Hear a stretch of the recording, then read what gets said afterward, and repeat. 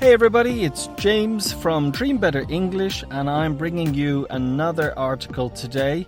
This article today will be a bit more on the business side, but interesting all the same. In this article, we're going to be looking at property bubbles. First, what I want to bring your attention to is the vocabulary that we're going to meet in the article. And let's have a look at that first, and then we'll start reading from the article. Our first piece of vocabulary is real estate, which is property consisting of land or buildings. And then we have real estate bubble, which is property or land or buildings, which is overvalued.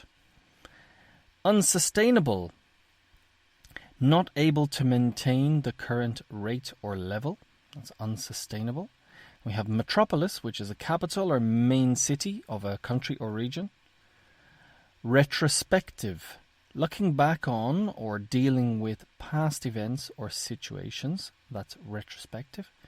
Income, money received through work or investments. And then finally, gloomy, which means depressing.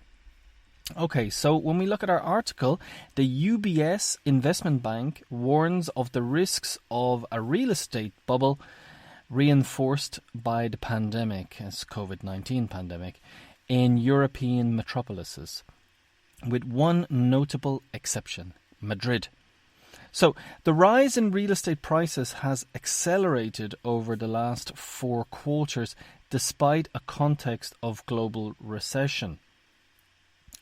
The Global Real Estate Bubble Index published by UBS, the Swiss bank, says this is a scenario that experts consider unsustainable, while most of the cities at risk are in the Eurozone. UBS has analysed the real estate market in 25 cities, and in more than half of the cities analysed, there is, according to the Swiss bank, a strong risk of bubble or price overvaluation. So at the top of the most exposed cities, unsurprisingly, are Munich and Frankfurt, immediately followed by Toronto. Toronto is under threat of a real estate bubble for the 3rd year in a row, overtaking Hong Kong, Paris and Amsterdam.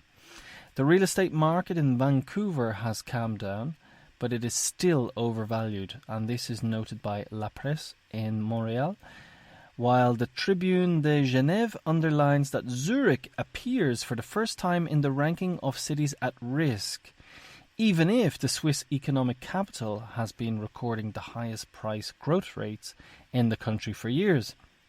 So, while in many European metropolises prices have climbed by more than 5%, price increases have remained in a low to medium range in Asian, except for Sydney, and American cities. The Spanish newspaper El Confidencial said, "In Europe, only the Spanish capital escapes the general trend." Underlines El Confidencial, Madrid has a fairly low price level compared to other countries on the list.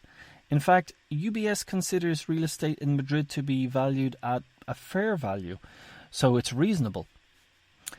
If the residential real estate sector has so far resisted the crisis, it is the first of all because housing prices are a retrospective economic indicator, which reflect with a certain delay the effects of a recession.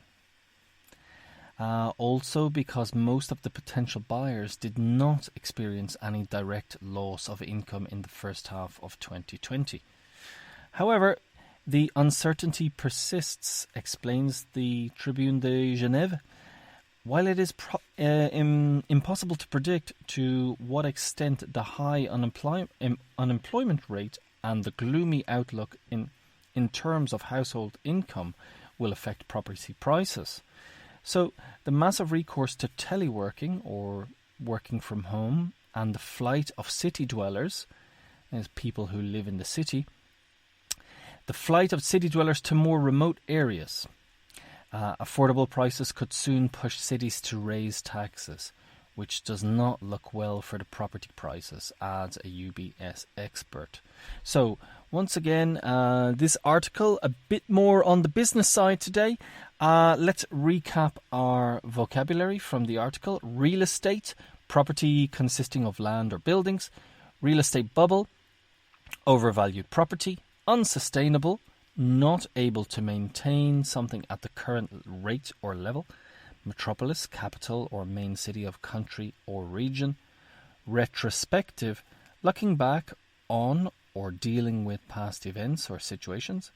Income, money received through work or investments. And gloomy, which means depressing. So there's your article for today with your vocabulary. I hope that was okay for you and enjoyable. And please do me a favour and subscribe on YouTube. That would be really great, or just like indeed. And I hope to talk to you guys in the next episode. All the best. Bye bye.